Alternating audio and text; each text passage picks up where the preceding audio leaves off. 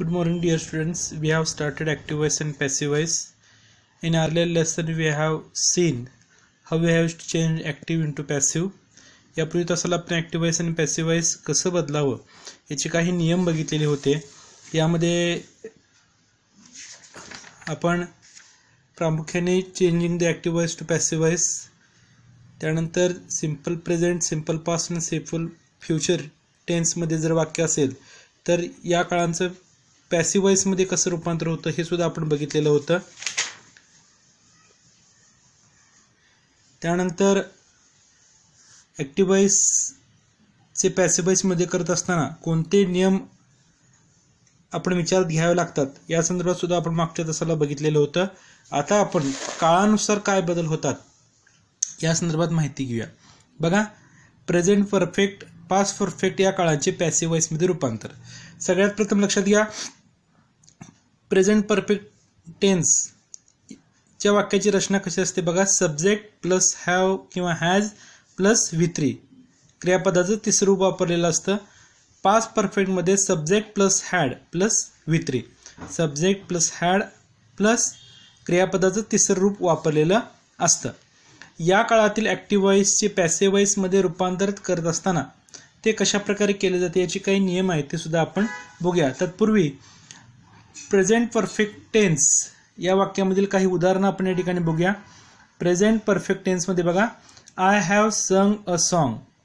बघा, तुम्हाला सांगितल्याप्रमाणे वाक्यरचना कशी आहे बघा. सब्जेक्ट प्लस हॅव किंवा हॅज प्लस क्रियापदाचं तिसरं रूप I have sung a song. बघा, या वाक्याचं पॅसिव्ह व्हॉइसमध्ये रूपांतर करत असताना a song has been sung by me. त्यानंतर दुसरं वाक्य आहे they have sung a song. बघा, a song has been sung by them. त्यानंतर ही हॅज संग सॉंग्स, याचं पॅसिव्ह व्हॉइसमध्ये songs were songs have been sung by them.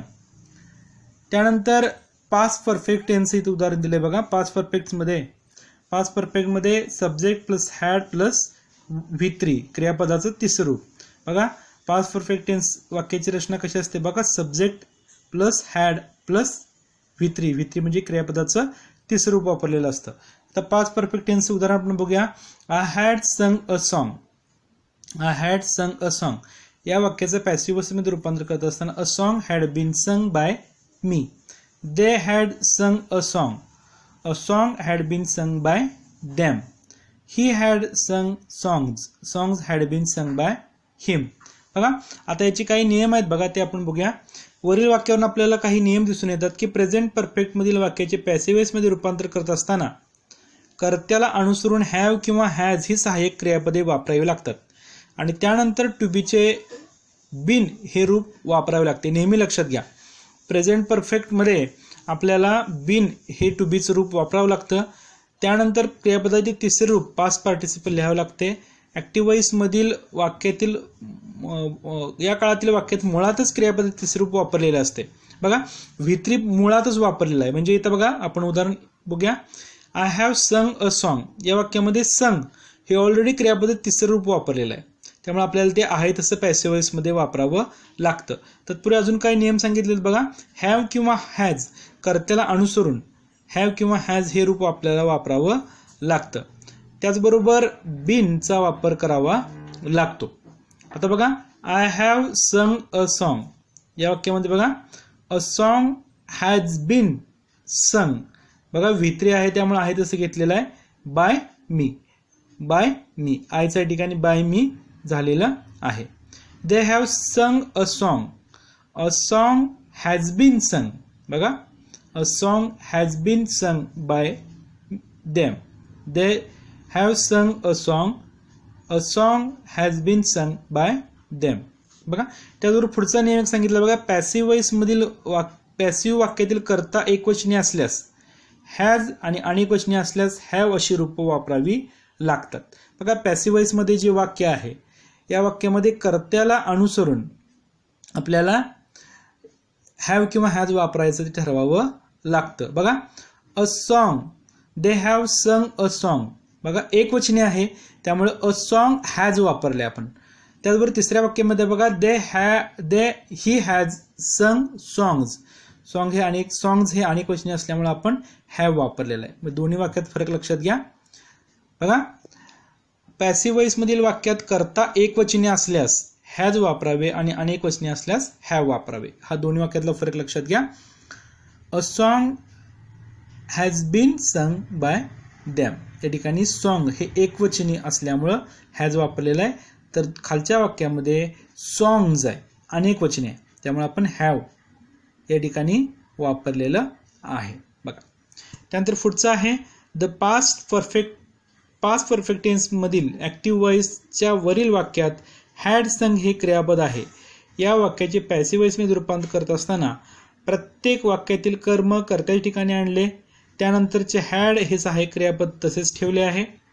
त्यानंतर to बीचे रूप बिन वापरलेलं आहे आणि मुळातच क्रियापदाचे तिसरे रूप या वाक्यरचनेमध्ये वापरले गेले असल्यामुळं ते आहे तसं आपण ठेवलेलं आहे. बघा I had sung a song.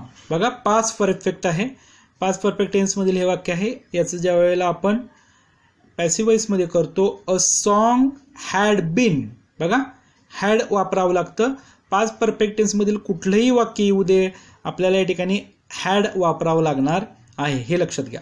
A song had bin, बीनचा वापर केलेला आहे आणि V3 म्हणजेच क्रियापदाचे रूप ऑलरेडी पहिल्या मूळ वाक्यामध्ये ते आहे तसंच संग आपण वापरत असतो. बघा I had sung a song had been sung by me.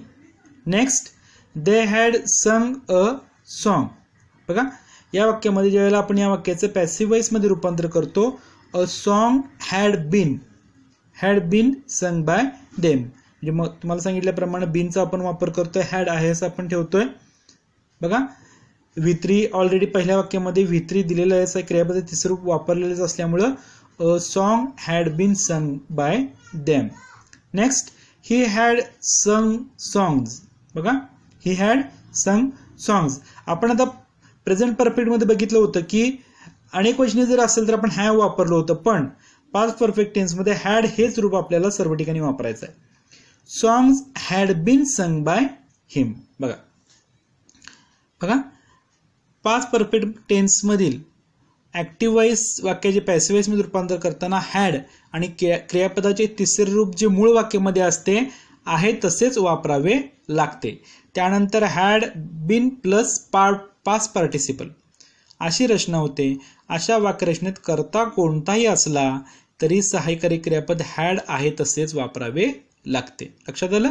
Next पुढचा काळ प्रकार आहे present continuous and past progressive tense. या काळातील वाक्यांचं पॅसिव्ह वॉइस मध्ये रूपांतर कसं होतं हे आपण या ठिकाणी बघणार आहे. सगळ्यात पहिला दोन काळांची रचना समजून घ्या. प्रेझेंट कंटिन्युअस टेन्स जो असतो यामध्ये subject plus am is are plus VING, वर्बला ING प्रत्यय लागलेला असतो. अशी साधारणपणे प्रेझेंट कंटिन्युअस टेन्सची रचना असते.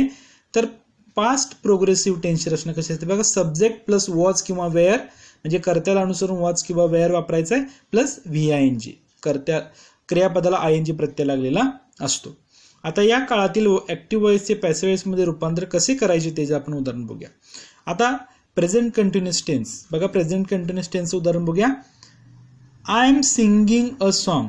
बघा वाक्यरचना कशी आहे. Subject plus am is are plus क्रियापदाला VING, क्रियापद जे असेल त्या क्रियापदाला ING प्रत्यय लागलेला असतो. यानुसार हे वाक्य प्रेझेंट कंटिन्युअस टेन्स मधलं आहे. I am singing a song.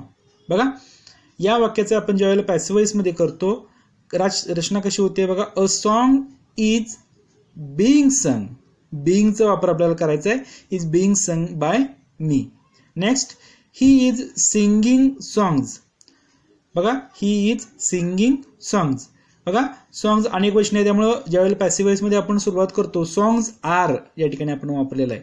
R being संग, बीइंग वापरलेलं आहे प्लस V3 क्रियापदाचं तिसरं रूप वापरलेलं आहे बाय हिम. हीच या ठिकाणी हिम मध्ये रूपांतर झालेलं आपल्याला दिसून येतं. They are singing a song. They are singing a song. A song is being sung by them. Present continuous tense मध्ये वाक्य ऍक्टिव्ह वॉइस मधील जर वाक्य प्रेझेंट कंटिन्युअस टेन्स मध्ये असेल म्हणजेच subject plus am is are plus verb plus ING अशी जर रचना असेल, VING जर अशी रचना असेल तर या वाक्याचं पॅसिव्ह वॉइस मध्ये रूपांतर करत असताना बीइंगचा वापर आपल्याला करायचा आहे. बघा याचे काही नियम आहेत ते आपण बघूया. तत्पूर्वी पास्ट प्रोग्रेसिव्ह टेन्सची काही वाक्य आपण बघूया. बघा past continuous tense, past progressive tense. सगळ्यात पहिला याची रचना बघा, सब्जेक्ट प्लस वॉज किंवा वेअर प्लस VING, क्रियापदाला ING प्रत्यय लागलेला असतो. बघा I was singing a song या वाक्यामध्ये ज्याला या वाक्याचं आपण पॅसिव्ह वॉइस मध्ये रूपांतर करतो. बघा रचना कशी होते, अ सॉन्ग वॉज बीइंग संग. बघा a song was being sung by me. He was singing songs were. बघा इथे वेअर, वॉज आणि वेअर मधला फरक समजून घ्या. अनेक वचन असेल तर आपण वेअरचा वापर करतो. भूतकाळातील अनेक वचनी करता जर असेल तर आपण त्या ठिकाणी वेअरचा वापर करतो. सॉंग्स अनेक वचने आहे. Songs were being sung by him. They were singing a song was. बघा सॉन्ग एक सॉन्ग असल्यामुळे वॉजचा वापर आपण केलाय. एक वचने आहे सॉन्ग, सॉंग्स अनेक वचने आहे. अ सॉन्ग हे एक वचने. बघा a song was being sung by them. बघा अपूर्ण काळाचे पॅसिव्ह वॉइस मध्ये रूपांतर करत असताना टू बी चे वर्तमान काळी एम इज आर किंवा भूतकाळातील वॉज वेअर ही रूपे वापरून त्यानंतर बीइंग हे रूप वापरावे लागते. सगळ्यात महत्त्वाचं लक्षात घ्या, बीइंगचा वापर आपल्याला करायचा आहे. पास्ट कंटिन्युअस टेन्स असेल किंवा प्रेझेंट कंटिन्युअस टेन्स असेल, या वाक्यामधील या रचनेमधील जर वाक्य आले तर आपल्याला त्या ठिकाणी बीइंगचा वापर करायचा आहे. BING बीइंगचा वापर आपल्याला त्या वाक्यामध्ये करायचा आहे. बघा त्यानंतर वापरावे लागते आणि त्यापुढे ऍक्टिव्ह वाक्यातील ING प्रत्यय लागलेल्या क्रियापदाचे पास्ट पार्टिसिपल रूप आपल्याला वापरावे लागते. बघा I was singing a song. बघा सिंगिंग या क्रियापदाचं पास्ट पार्टिसिपल संग आपण या ठिकाणी वापरलेलं आहे. बघा अजून काही उदाहरण आपण बघूया. I am making cakes are being made by me. बघा Mini was feeding him. he was being fed by Minnie. She was preparing the bride's trousseau. बघा the bride's trousseau was being prepared by her.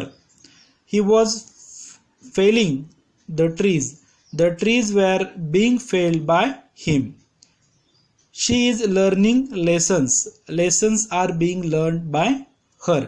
अशा पद्धतीने present continuous tense मधील जर वाक्य असतील तर त्याप्रमाणे आपल्याला म्हणजे subject plus am is are किंवा plus VING, am is are plus VING किंवा पास्ट प्रोग्रेसिव्ह टेन्स मधील जर वाक्य असतील म्हणजे सब्जेक्ट प्लस वॉज वेअर किंवा VING अशा पद्धतीने वाक्याची जर रचना असेल तर आपल्याला या ठिकाणी या वाक्य रचनेचं पॅसिव्ह वॉइस मध्ये रूपांतर करत असताना बीइंगचा वापर करावा लागणार आहे. सगळ्यात महत्त्वाचं लक्षात घ्या, बीइंगचा वापर करावा लागणार आहे.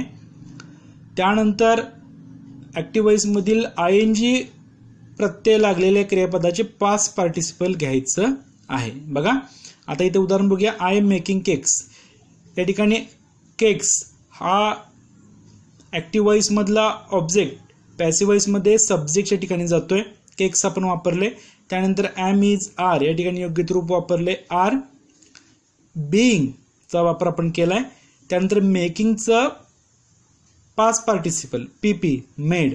त्यानंतर बाय मी आईचं मी वापरलेलं. अशा पद्धतीनं आपल्याला आजच्या तासाला आपण present perfect tense past perfect tense मधील वाक्याचं पॅसिव्ह वॉइस मध्ये रूपांतर कसं करावं, त्यानंतर प्रेझेंट कंटिन्युअस टेन्स किंवा पास्ट प्रोग्रेसिव्ह किंवा पास्ट कंटिन्युअस टेन्स या काळातील वाक्यांचे पॅसिव्ह वॉइस मध्ये रूपांतर कसं करावं या संदर्भात आपण माहिती घेतलेली आहे.